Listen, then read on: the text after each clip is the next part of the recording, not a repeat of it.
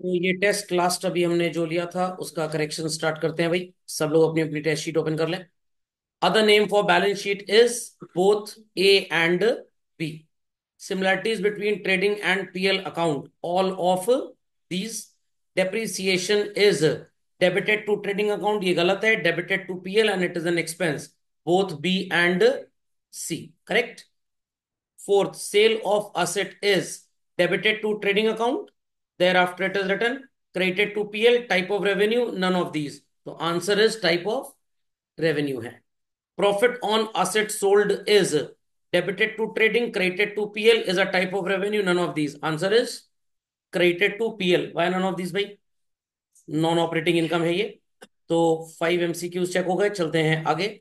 आपको balance sheet में capital show करनी है, कैसे कैलकुलेट करेंगे? तो आप लिखेंगे कैपिटल प्लस नेट प्रॉफिट या माइनस नेट लॉस, माइनस कर देंगे ड्राइंग्स और प्लस कर देंगे इंट्रोडक्शंस। हाफ ऑफ मार्क्स हर आइटम पे ले लीजिए। Take half each. Capital word पे कोई मार्क्स नहीं है, बाकी सब पे हाफ ऑफ मार्क्स ले लीजिए। सीओजीएस कैसे कैलकुलेट होगा? Opening stock plus purchase plus direct expense minus purchase return minus closing stock. Formula ठीक है तो take half marks. Cost of goods available for sale, COGS का फॉर्मूला होगा सिर्फ और सिर्फ आप परचेज रिटर्न और क्लोजिंग स्टॉक को इग्नोर करेंगे, बाकी पूरा फॉर्मूला एकदम सेम है। हाफ मार्क्स इस पे ले लीजिए। एडजस्टेड परचेज के फॉर्मूले को या तो cost of goods sold plus direct expense करके लिख दें, या तो opening stock plus purchase minus purchase return minus closing stock करके लिख दें। सही है तो take half marks. Gross profit is net sales minus cost of goods sold. अगर आपने नेट सेल्स की जगह सेल्स लिखा है तो फॉर्मूला गलत है आपका। Got it? Next, trading account बनाएंगे कैसे? सबसे पहले डेबिट साइड में आप लिखेंगे to opening stock, then it is to purchases minus purchase return, value is 53,000। thereafter buy sales less sales return, value is 2,000। Debit side में to wages and salaries, to carriage and freight on goods purchased and by closing stock।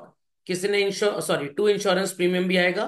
किसी ने carriage on goods sold तो नहीं लिखा है, वो नहीं आएगा।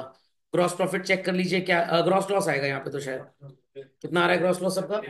79,000। Everybody getting it? चलिए allot the marks. Marks allot करिए।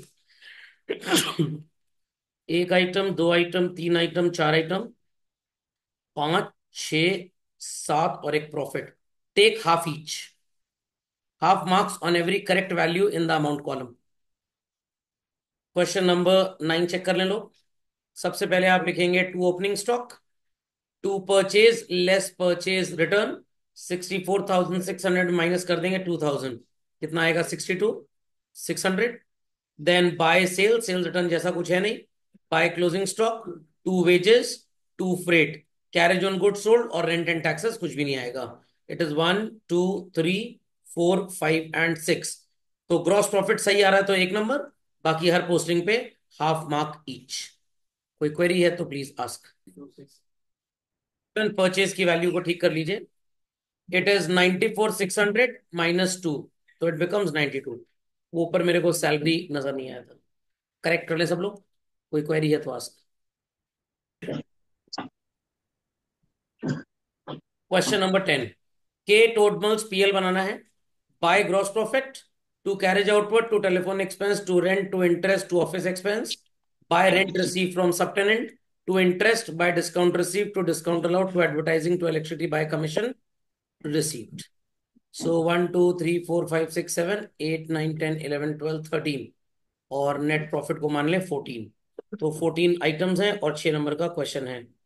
तो एवरी करेक्ट आइटम पे 0.4 मार्क्स ले लीजिए। 0.4 मार्क्स। तो 14 × 0.4 हो गया 5.6 और आधा नंबर नेट प्रॉफिट 6 नंबर हो गए आपके। सो क्रेडिट साइड में ग्रॉस प्रॉफिट आएगा, then we have rent receive from subtenant, discount receive और कमीशन रिसीव। करेक्ट। चलिए पहले क्वेश्चन नंबर 12 चेक करेंगे फिर 11 पे आएंगे। बैलेंस शीट में कैश इन हैंड असेट में rent liability land and building asset, rates asset, machinery asset, debtors asset, creditors, bills payable and loan liability, cash in hand asset, accrued interest on loan liability में होगा, क्योंकि आपने loan लिया उसके ऊपर का interest आपको पे करना है, तो it is outstanding expense. Furniture asset, bank balance asset, drawings capital में से माइनस हो जाएगा, और net profit add. Stock at cost, ये क्लोजिंग स्टॉक है, asset. Premises asset, prepaid rate asset, vehicle asset, accrued insurance asset and prepaid insurance asset.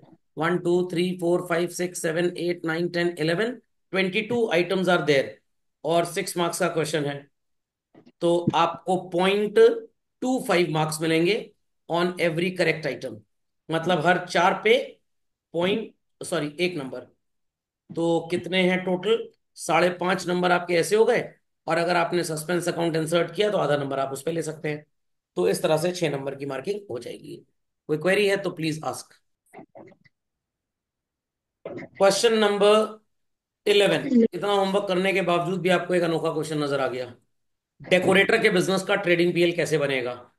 मैंने कुछ बच्चों की कॉपीज चेक की थी जिन्होंने पीडीएफ भेजा था, वो परचेज और सेल ही लिखना भूल गए।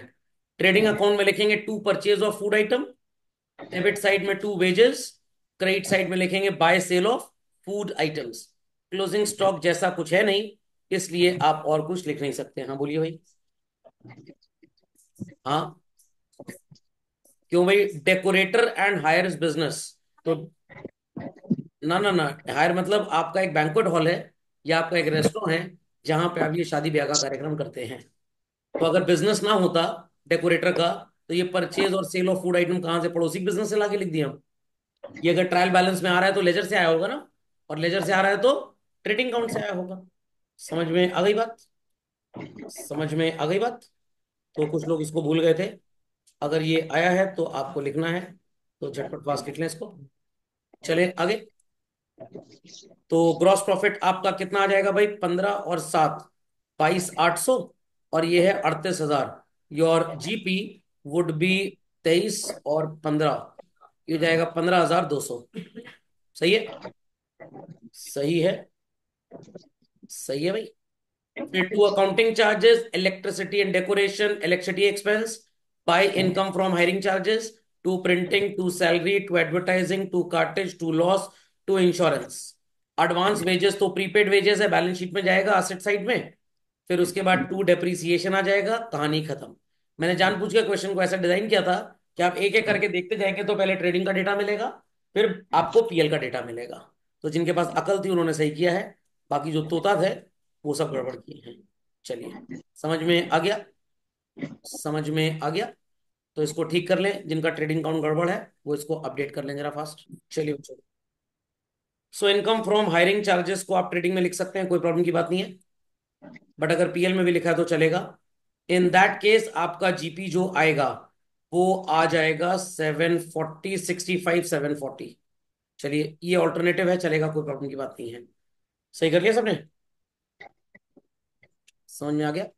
सही कर लीजिए। नेक्स्ट, चेक कर लीजिए balance sheet. Advance wages asset में लिखेंगे cash, furniture, upholstery linen, cutlery, glassware, typewriter, generator, equipment, carpet, then filing cabinet and motor car. Liability में आ जाएगा कैपिटल, जिसमें आप प्लस कर देंगे drawing, sorry net profit, whatsoever it is coming, and creditors on the liability side. Bank overdraft कहाँ पे छूट गया भाई हमसे? हाँ, bank overdraft also on the liability side. समझ गए भाई? तो काउंट कर लेते हैं, 1 2 3 4 5 6 7 8 9 10 11 12 13 14 15 16 17 18 19 20 21 22 23 24 25 26 27 28 29 30 31 आइटम्स आर देयर। तो हम इनमें डेप्रीसिएशन को अगर 1 मान ले तो लगभग 29 30 आइटम होंगे। 6 divided by 30, 0.2 marks. 0.2 marks on every correct item. जितने भी मार्क्स हो टोटल करके अलॉट कर लीजिएगा। टेस्ट करेक्शन होता है समाप्त।